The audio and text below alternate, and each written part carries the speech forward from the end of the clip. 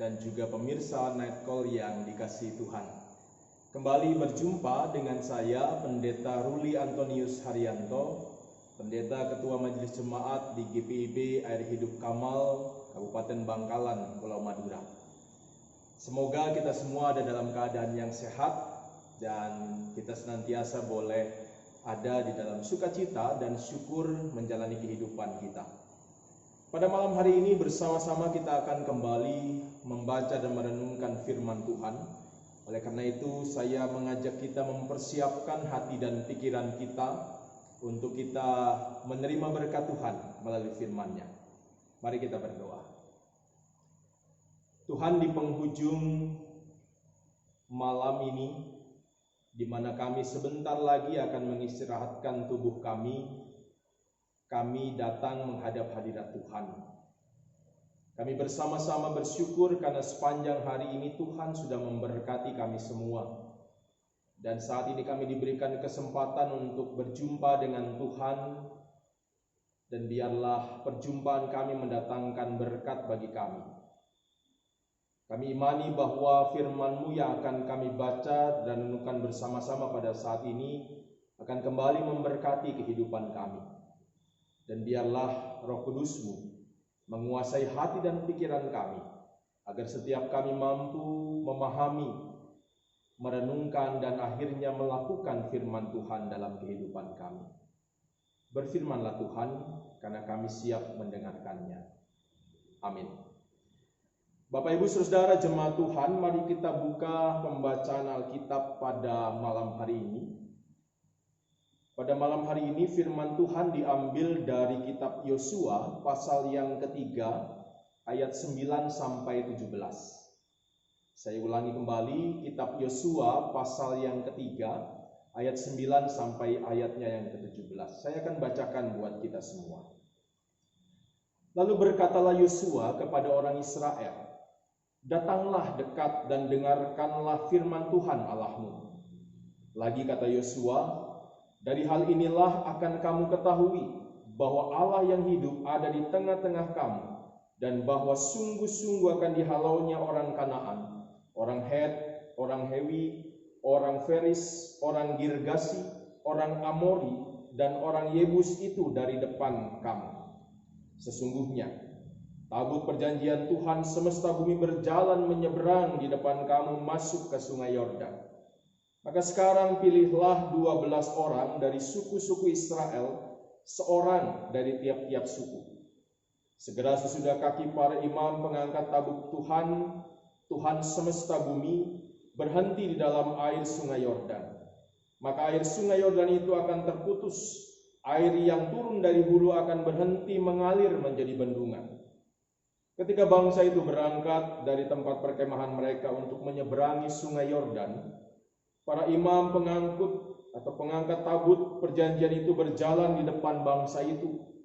Segera sesudah para pengangkat tabut itu sampai ke sungai Yordan, dan para imam pengangkat tabut itu mencelupkan kakinya ke dalam air di tepi sungai itu.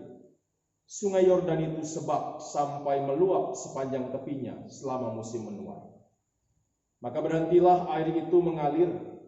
Air yang turun dari hulu melonjak menjadi bendungan, jauh sekali di dekat Adam, kota yang terletak di sebelah Sarta. Sedang air yang turun ke laut Araba itu, yakni laut asin, terputus sama sekali. Lalu menyeberanglah bangsa itu di tentangan Yeriko. Tetapi para imam pengangkat tabut perjanjian Tuhan itu tetap berdiri di tanah yang kering, di tengah-tengah sungai Yordan, sedang seluruh bangsa Israel menyeberang di tanah yang kering sampai seluruh bangsa itu selesai menyeberangi sungai Yordan. Demikianlah pembacaan Alkitab.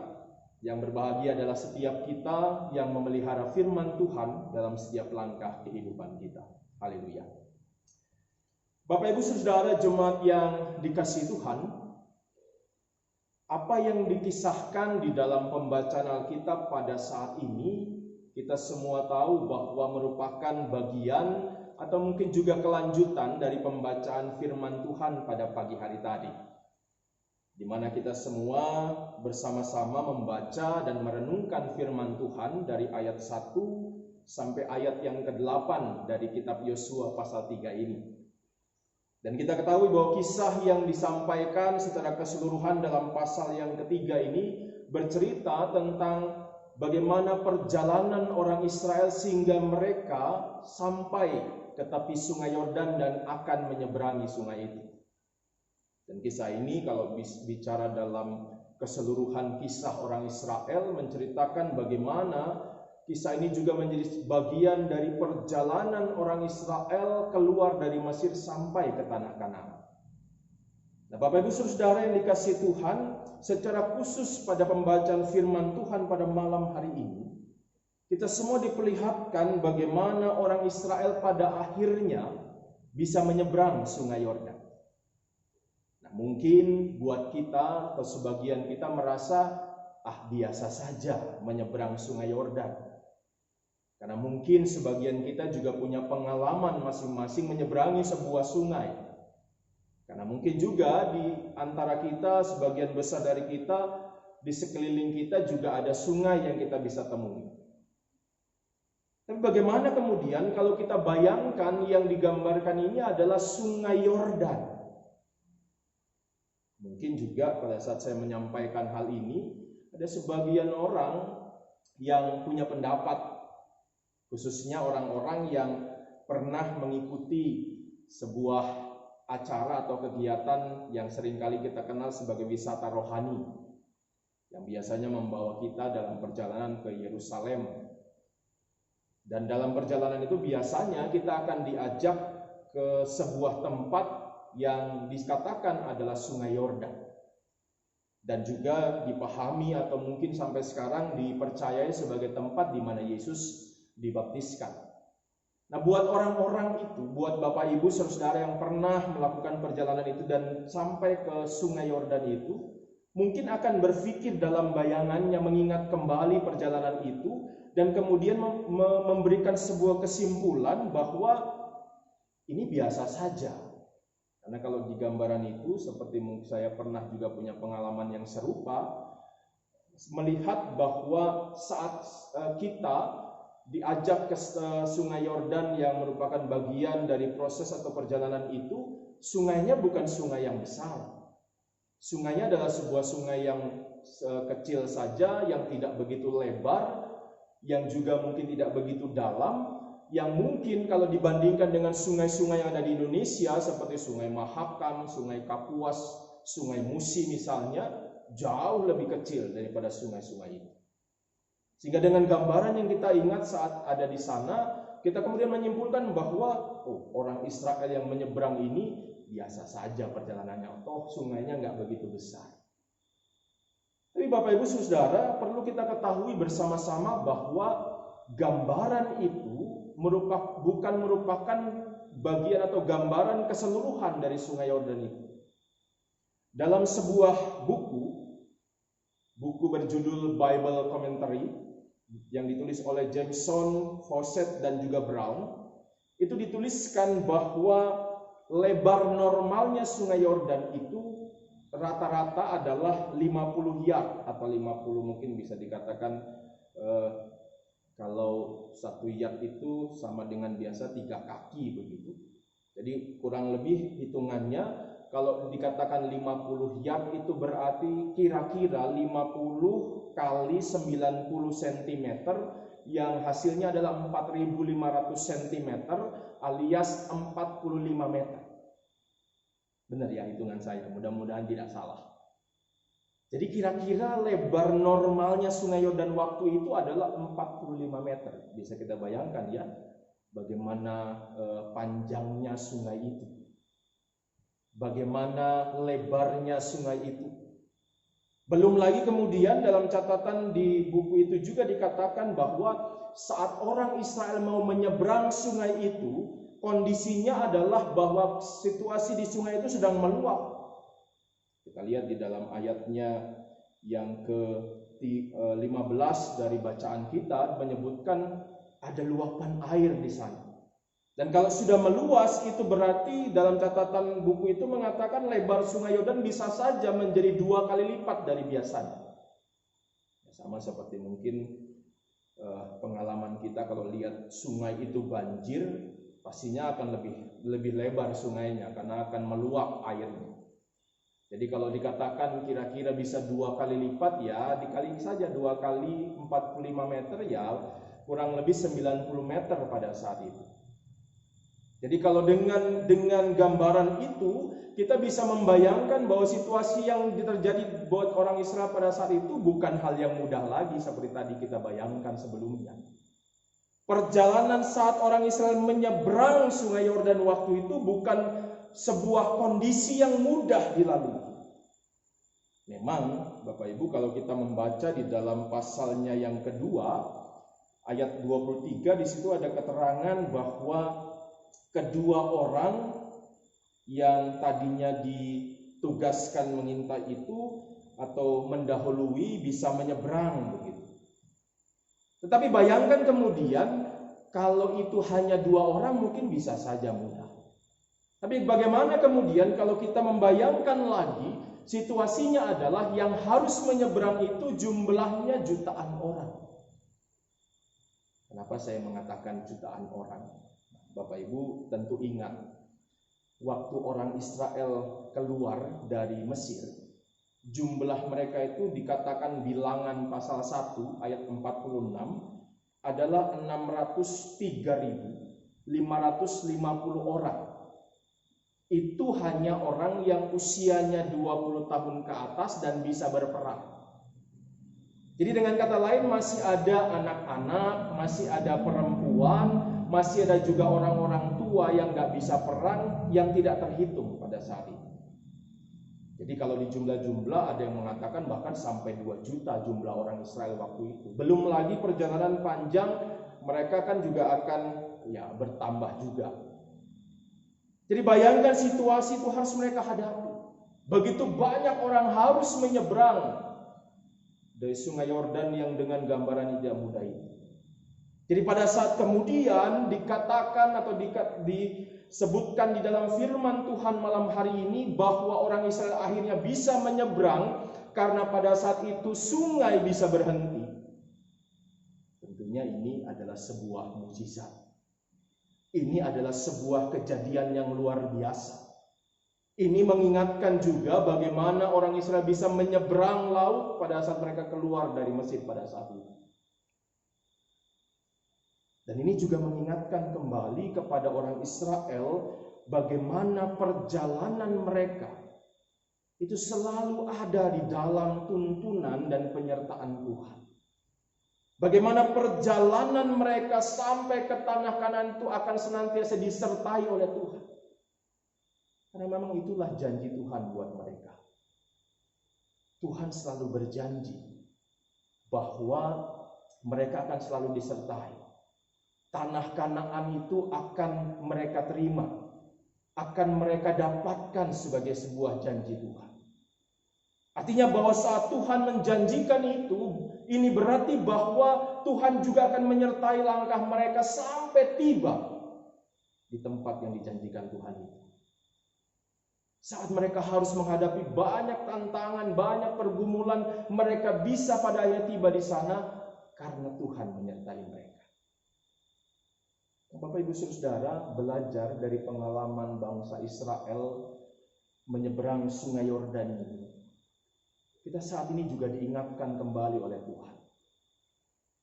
Tuhan juga berjanji kepada kita. Dan tidak, kalau kita melihat di dalam Injil Matius pasal 22, dalam pasal 28 maksud saya, itu disebutkan bahwa janji Tuhan buat kita bahwa Dia akan menyertai kita sampai akhir zaman. Dan kalau Tuhan sudah berjanji kepada kita, Tuhan sudah mengatakan kepada kita, Dia akan menyertai kita, maka kita percaya, kita yakin Tuhan akan menepati semuanya. Dan saat kita percaya, saat kita mengimani itu semua, tentunya semua itu akan terus menguatkan kita untuk menjalani kehidupan kita. Sebesar apapun tantangan yang kita hadapi saat ini, seberat apapun pergumulan yang harus kita alami saat ini, kita percaya bahwa Tuhan tidak pernah tinggal diam. Tuhan selalu menyertai kehidupan kita. Tuhan selalu menyertai Bapak, Ibu, Saudara-saudara. Dan biarlah ini menjadi sebuah pengharapan iman yang kita benar-benar pegang dalam langkah hidup kita. Sehingga apapun yang harus kita hadapi, kita percaya kita punya Tuhan yang akan terus menuntun kita, menyertai kita, dan juga menibakkan kita kepada sebuah tujuan yang sudah dijanjikan Tuhan bagi kita. Biarlah ini semua menguatkan kita bersama-sama untuk menjalani hari-hari kehidupan kita yang mungkin penuh dengan tantangan dan pergumulan ini. Tuhan memberkati dan menguatkan kita semua. Amin. Mari kita berdoa.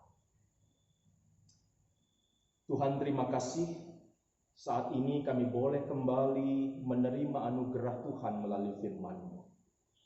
Firman yang menguatkan kami, meyakinkan kami untuk bisa menjalani hari-hari kehidupan kami. Karena kami diingatkan ada Tuhan yang selalu akan menyertai dan menuntun kami.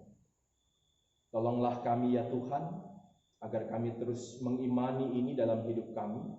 Kami memegang teguh apa yang Tuhan firmankan bagi kami, sehingga saat kami harus menghadapi tantangan kehidupan kami tidak lepas, kami tidak putus asa, kami tetap beriman dan berharap hanya kepada Tuhan. Mampukan kami ya Tuhan, supaya kami juga senantiasa boleh merasakan kehadiran Tuhan, dan itu semua terus menguatkan kami menjalani hari-hari kehidupan kami. Kami menyerahkan kembali kehidupan kami kepadamu ya Tuhan. Saat kami harus menjalani seluruh tugas dan tanggung jawab kami, baik dalam pekerjaan, di dalam pendidikan, bahkan juga di dalam setiap aktivitas kehidupan kami, Tuhan juga berkati kami. Bagi setiap kami yang mungkin saat ini dalam kelemahan-kelemahan tubuh, dalam sakit penyakit, Tuhan juga selalu menjamah kami. Kami membutuhkan Engkau ya Tuhan, agar kami juga boleh terus dikuatkan, disembuhkan, dan dipulihkan dari sakit penyakit kami. Bagi kami juga yang saat ini sedang bergumul dengan beratnya persoalan-persoalan hidup, Tuhan tolonglah kami, agar kami juga tetap beriman, percaya bahwa Tuhan selalu akan menopang dan menolong kami. Sehingga kami tetap bersyukur, kami tetap percaya, meyakini, menjalani hidup kami dengan penuh ungkapan syukur hanya kepada Tuhan. Kami berdoa ya Tuhan, buat setiap kami yang mungkin saat ini harus menjalani masa-masa isolasi, Tuhan berkati juga setiap kami, kuatkan kami, berkati kami semua juga ya Tuhan, hindarkan kami dari sakit penyakit, lindungi kami dari pandemi yang saat ini kembali harus kami hadapi. Kami mohon berkat-Mu Tuhan, kami mohon penyertaan Tuhan, kami mohon kasih Tuhan bagi kami semua. Kami juga berdoa buat gereja kami, secara khusus GPIB, Tuhan berkati selalu di dalam persiapan untuk menjalani persidangan sinode tahunan pada tanggal 7 sampai 9 Maret nanti. Tuhan juga berkati semua rencana yang saat ini sedang digumuli. Berkati majelis sinode, berkati juga para panitia persidangan sinode tahunan. Tuhan berkati semuanya. Dan biarlah dalam kebersamaan kami juga senantiasa boleh menopang, mendukung, supaya apa yang kami gumuli dalam persidangan ini, khususnya saat kami menyusun program kerja dan anggaran, boleh berjalan dengan baik dan semuanya seturut dengan kehendak Tuhan. Kami juga tak lupa berdoa bagi gereja kami masing-masing. Berkatilah persekutuan di mana Tuhan menempatkan kami, dan jadikanlah kami juga senantiasa menjadi saluran berkat Tuhan, sehingga keberadaan kami sebagai gereja-Mu juga menjadi berkat bukan hanya buat jemaat, tapi juga buat masyarakat di mana Tuhan menempatkan kami. Berkatilah juga bangsa dan negara kami. Para pemimpin-pemimpin bangsa ini kami serahkan kepada Tuhan.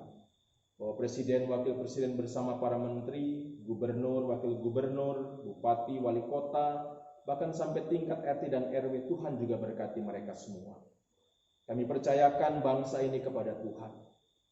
Berkati juga tenaga-tenaga medis yang saat ini juga kembali harus berjuang menghadapi pandemi ini. Tuhan juga senantiasa lindungi mereka, berkati mereka.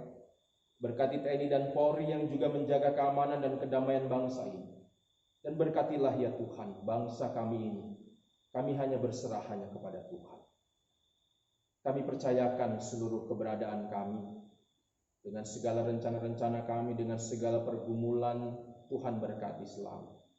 Inilah kami anak-anak-Mu ya Tuhan. Kami mempercayakan setiap seruan dan doa kami hanya ke dalam tangan kasih-Mu Tuhan Yesus Kristus, Tuhan dan Juru Selamat kami yang hidup. Amin. Bapak Ibu, ibadah kita selesai. Tuhan memberkati kita semua, tetap sehat, tetap jaga diri kita, lakukan protokol kesehatan buat diri kita, buat keluarga, bahkan buat masyarakat di sekeliling kita. Tuhan memberkati Bapak Ibu sekalian. Selamat malam.